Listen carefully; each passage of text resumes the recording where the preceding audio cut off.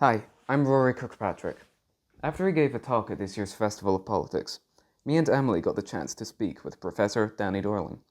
You may have seen a short snippet of this interview as part of this year's broadcast, but if you wanted to see more, here's the full interview. So you talked about in the panel and also in your books about how location is really important, and that's something that's like really key to your research. Is where people are born influences their life. So I kind of wanted to ask you, basically, do you see this changing? I know you touched on how education inequality is changing, but do you see the location aspect changing? For example, I'm from kind of Le Cabre, Highland rural area, and education is still not great up there. And there's big disparities between kind of more rich people or upper class people that come and get big estate houses versus people that are brought up there and have generational families there. Yeah, it always changes. So hardly ever does the situation stay the same. In the 30s, we had a bimodal distribution by area for health. So there was a set of areas where you're 30-40% more likely to die than average. And then there weren't many average areas, and then there are areas of the rich. And the country came together. It's now apart again, not as bad. So it's always changing. It's very unlikely to stay like this. It's probably going to get better. Well, almost certainly going to get better, partly because in terms of European ranking, the UK is often at the very bottom of various ranks, and when you are at the bottom, the only way is up. You shouldn't necessarily celebrate the fact if we do manage, trying to think of one of the things we're really bad at, infant mortality. There are 5 countries in Eastern Europe that are worse than us, just 5, like including Romania. If things come on and say, we'll swap with Romania and it'll be doing better. When you're doing really badly, it's not that hard to improve because you can see what the things you have to do are because they're happening elsewhere. If you're one of the countries in Europe who's already doing the best in something, it's actually quite hard to hold on to that. So I would be optimistic, but we should try harder. Location really matters. If you don't do it, but if you two were to tell me your postcodes, that's actually more useful than you telling me the occupations, if you have parents, the occupations of your parents. They give me a big clue, but I can begin to say a lot about you, annoyingly, because you don't want to be stereotyped, but your postcode, even though there are about 16 properties, I look, put the camera on Google, I've got quite a lot of your lives worked out. You can change your futures a bit, but not that much. So there are streets in London where the majority of children who grow up in those streets go to Oxford or Cambridge University. It's not an achievement, it's just normal. In fact, the achievement would be not going. And the famous stat you always get is the postcodes where you're more likely, if you're holding a newborn baby and you're at that postcode, you're looking going, what's they going to do? It's a boy, more likely to end up being in prison than having a good job, just because of the address. During your talk, you mentioned that you grew up in a community that was very harshly divided by class, and that many people, depending on where they grew up, where they were based, that would determine their future. But forgive me if my wording is wrong, but you mentioned that when you were younger, that kind of gave you the impression that geography was almost more powerful than you now believe. So is there any influence like that you've actually had to unlearn as you study geography? Oh, there are loads. I didn't realise that my neighbourhood was unusually divided. Not that unusually, but unusual. There are neighbourhoods in Scotland, in Glasgow, Bears Den, and very near to it, there are some famous cliffs all around the UK. It's really hard to know you're learning because you find out something new and it's great because you're shocked, and the only way you really know you're learning is when something you believed true, you change your opinion. But within a few hours or days, you tend to think, it's always like this.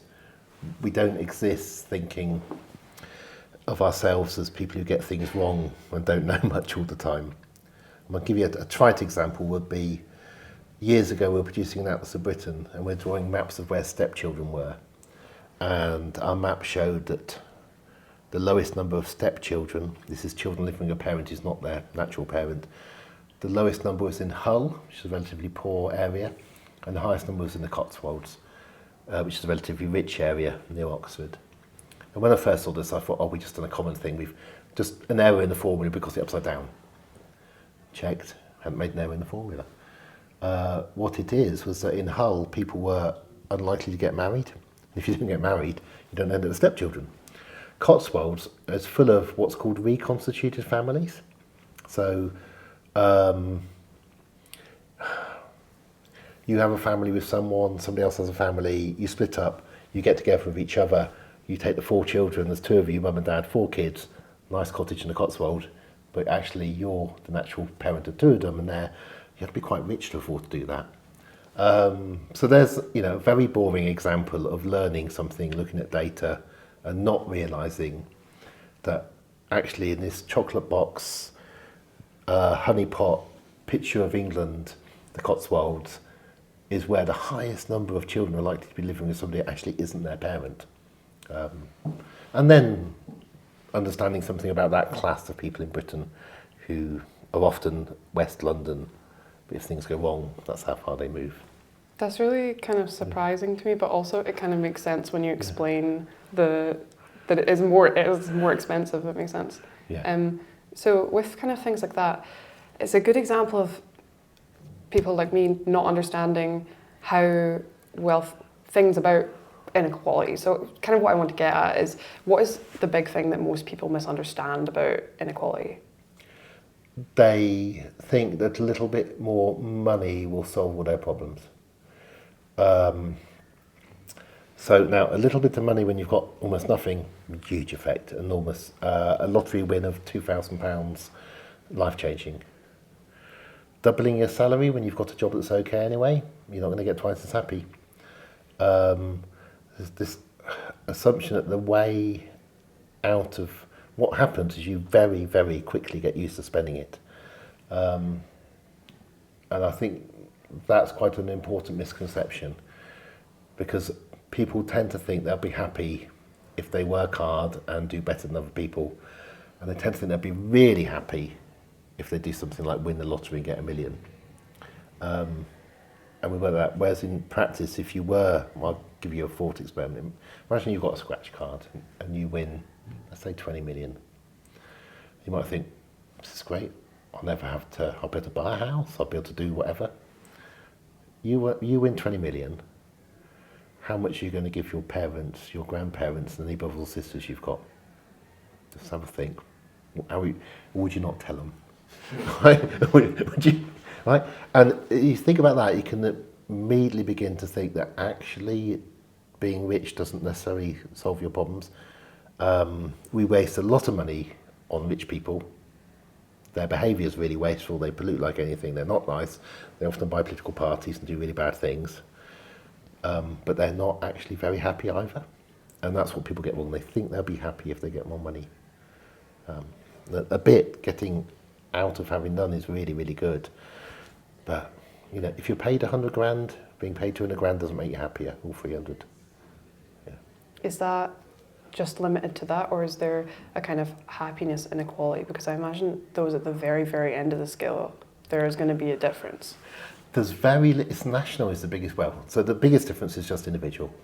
Right? We have individual different predilections to be happy or unhappy people, genes or whatever. After that, it's things like age. Average happiness, bad news for you, but tends to go down until you're about 50, and then it goes up again. 90-year-olds are amazingly happy. Just happy they've made it to 90. So I've got something to look forward to. Yeah, I've got something to look forward to. But after that, it's where you live, the country. And more equal countries, people are happier. Because they're less frightened. And the rich are happy that they're less frightened about crime, they're less frightened about what's going to happen to them or their children. People who are poorer are less poor in a more equal country. People who are richer are less rich. Everybody's happier. If you, in Edinburgh, here, which is one of the most unequal parts of Scotland, and you've got a kid, reasonably well off, I don't know, 25, 30% are going to private schools. So you've got to think, should I send my child to a private school? In a more equal country, you don't have that problem. There aren't any. And that's normal, right? The rest of you has hardly any. And then you're going to send your kid to a private school. Well, which one? Can you afford fetters, or is it going to be the slightly not so good private school? And you send your kids to a private school, they want to go skiing with their friends, right? So rich people have problems in an equal society, and it makes them unhappy. Whereas in more equal societies, which is the bulk of Europe, your kids go to school with everybody else, even if you're well off, and they're happier folk. As we mentioned, the community you grew up in was very divided by class, but you also mentioned that you grew up in a multiracial family. Yeah. And now you're studying inequality. So would you say that experience gave you any sort of understanding of inequality from an early age? Just a direct understanding of, as far as a white person can do, an understanding of racism. So there was a group called National Front when I was young, and they were skinheads, and they were violent and vicious. In the 70s, Pakistani boys were stabbed to death every summer. That we were just at the beginnings of, if you're Afro-Caribbean, just the beginning of, oh, you might be all right then, or my friend is right, and getting away from anti-Irish stuff. But it was a very nasty time in the 70s, and it got a bit better in the 80s and so on. It just makes me really, really intolerant of racism, to a point where I really dislike people saying, oh, but we've got to think about that asylum hotel because it's terrible to have strangers living in your area. We lived on a part of that neighbourhood where there were only another couple of black kids. It was a white estate, relatively poor white estate, and it was nasty. And the idea that my brothers were making somebody upset by being there, right? And when I hear news about refugees and migrants and small boats and all that, it just brings me straight back to the fact that people are actually campaigning to have my brothers sent home to Africa. And the fact we're back to that is terrible. But no, zero tolerance, just, yeah. And I think it'll be a bit different if I'd been in a white family. I can remember, so I'm the oldest, and my third brother down was 3 school years. I can remember him turning up in our school and me coming around the corner and finding people kicking him and being invited to join in, because that's what it was like. And then obviously I beat them up, right? But it makes things very clear about racism, and just no truck for. You could do, okay, the car factory was just beginning to lose work. There were people being unemployed in Oxford. Maybe you could understand the National Front and the skinheads. Well, maybe that explains it, but it's not. It's a bit like, you could go back to the 30s and say, maybe you can understand the Hitler Youth and why the Nazis rose and see it from their point of view. You could go, well, you could, but they're still Nazis, right? And it's no sympathy. That's, yeah. So, yeah. Because privilege is often invisible to those who benefit from it. So it's. Yeah. So would you say that what helped was seeing the perspective and being able to empathise with the people that were experiencing it? It's just, you do not see members of your family as being different. Or there was a Conservative politician who said that if you supported the West Indies at cricket, you weren't English. No, of course you'd support the West Indies at cricket if T. above his family was from the West Indies, but also they were better at cricket. And ridiculous things. This idea of who we are, or an equivalent one, yeah. It's about trying to understand something that isn't you. So I'm still acutely aware I'm white. I sit in a train carriage and people are racist, and I might say something, or I might not, but it doesn't matter. Nothing about me. It's similar if you're a man trying to understand why women, he says, when my female friends tell me what it's like to feel afraid as a woman when you're walking in the dark and why. I can do enough empathy if they explain, but I'll never quite get it. And so, a lot of understanding is To Kill a Mockingbird still a set book, or does it mean anything? It's still a set book. Don't worry. Okay, it's the being able to sit in other people's shoes and try to understand. We can never do it completely, we can at least try. But it's really, the more you're separated, this is why I have a go about private schools, because you're making it really hard for somebody to understand the rest of society. If you're paying money so they don't mix with other children, well, let's face it, that's what you're doing. And you're actually making it hard for your child to fit in future. You think you're benefiting them, you think you're helping them get a higher result in their Scottish Highers, but actually you're not going to make it easier for them. They'll be okay in future, but they'll never quite get it. To build off of that, because we were talking about this before you came in, is that you said in the panel that generally education inequality is going down in the UK. But I know for a lot of university students like myself and my friends, we experience more and more a divide between who's privately educated and who's state school educated. And it becomes more significant when you enter higher education. Is there something that can be done about this, as opposed to just closing all private schools in terms of like a there's lots to be done, and solution? I wouldn't just close them, I did cleverer than that. I only met one person in a private school before I went to university. I can remember this acutely because I was 18 and he put his hand out at a party, and that's my first handshake. I'd never shaken, it wasn't normal to shake hands. It was been nice. I turned up at Newcastle, which I think in 1986 was 80% private school. And that was fascinating. I was cocky. And I'm a posh boy, but state school boy. But that wasn't the experience that you might get, because Newcastle was where they'd gone if they hadn't done very well. Like the top was. I think I can empathise with that because we were talking about before that Edinburgh University is often where people go when they don't end up at St Andrews. Okay, so, but there's only seconds. Okay, but that's okay. So your classic English upper class. What you're supposed to do is Oxford, Cambridge. You're not allowed to apply to both. You've got to choose Oxford, Cambridge, and then Durham, Exeter, or Bristol, and then Newcastle. And it used to be Edinburgh. And it still is, of course, for some English, because for them, it's not any more money. St Andrews is tiny. It's like a little baby Oxford and Cambridge kind of mini-me. And it's like in the middle of nowhere. But it's nice. The sea's nice. I don't know.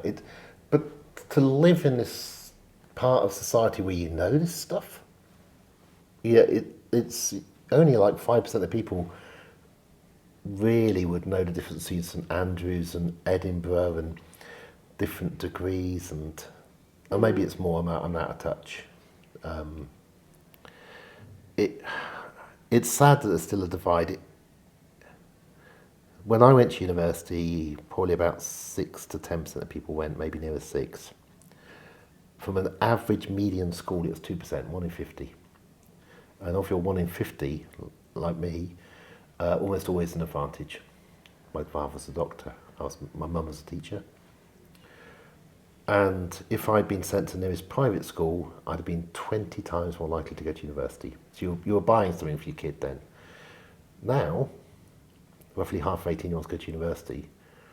What on earth are you buying other than a slightly increased chance of going to Edinburgh rather than, I don't know, I won't name another one. Do you think it's perhaps more about family connections then? Because that's what I see with a lot of kind of... It's the family connections afterwards. For the initial jobs. But even then, children from private schools very, very often disappoint, horrible word, but disappoint their parents at age 24, 25. Because they spend all this money on their education, supposedly, and then they get to Edinburgh, and then they do their economics degree or whatever, and then they don't get the high-paid consultancy in whatever financial company, because there aren't enough of them for all of them. Or somebody from the state school that's just a bit quicker gets it. But you do well from a state school background and an average family, and everybody thinks you've done well. You do well from privilege, and you've just done what you're expected to do. Mm-hmm. You don't do what you're expected to do from a privileged family. And, well, class one is, like I say, because I'm dyslexic. People go, oh, they're dyslexic, or they had some other. But essentially, you're being labelled as thick. And so this is what I don't like about private schools. You're setting your children up to fail. People hate, obviously, parents have chosen, and I don't. But the debate is normally put as, oh, I wish everybody else could have the wonderful education that my children have got. You know, it's not wonderful education. You're sent to fail. It's an exam factory where they can't do something else. They've got to get these high grades because that's what your mum and dad have paid for you to get.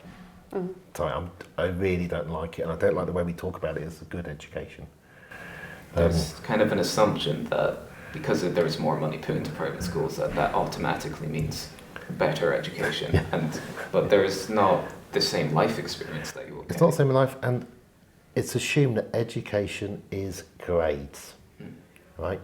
We have hardly any private schools. There are a few, Bedales, there are a few which are like arty, where they don't, but in general, almost all our private schools and expensive ones, they're trying to get you to get the highest possible grades. Getting a grade is not an education.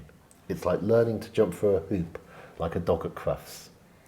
And you can get a child top grade in chemistry and biology and something, and they can end up at medical school. And they will do worse, and we know this from many, many studies, they'll do worse as a doctor than somebody who wasn't trained to get those results and get into medical school, but actually found this easier or inherently would like to stop people being sick.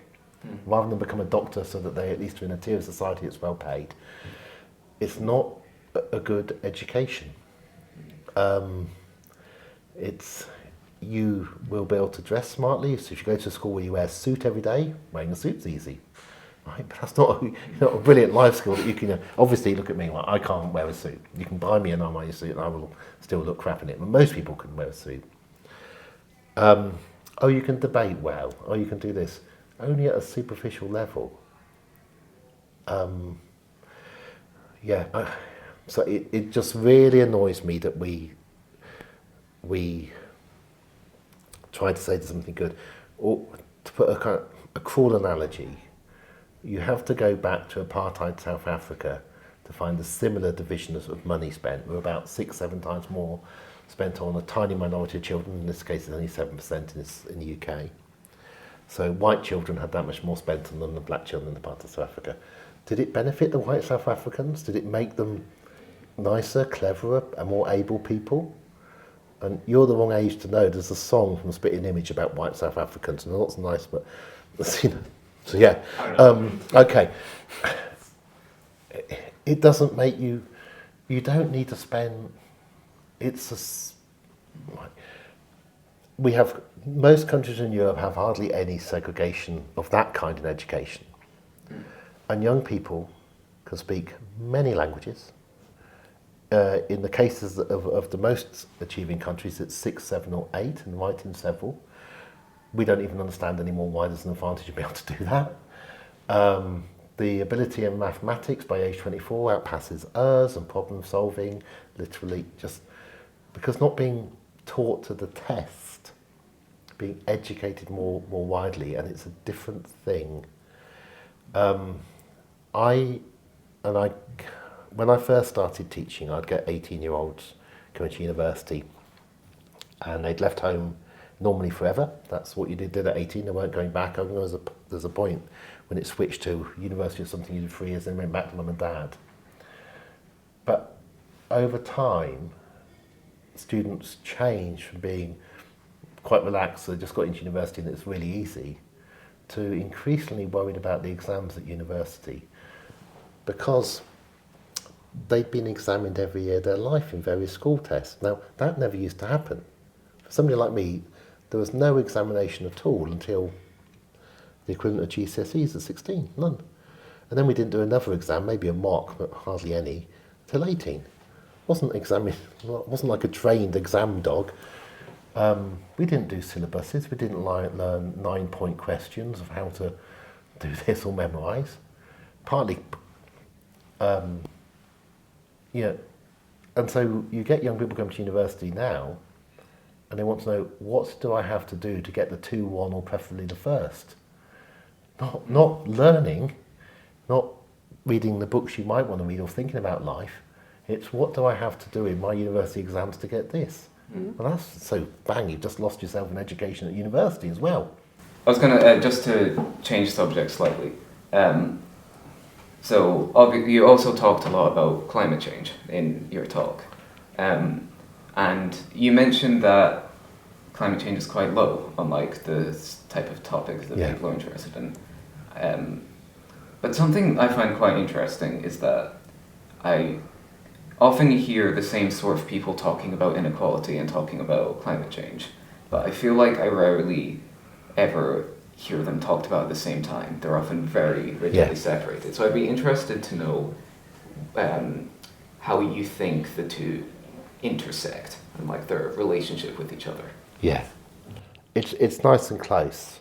So the most unequal rich countries pollute far more than the most equal rich countries, which is kind of like really good news.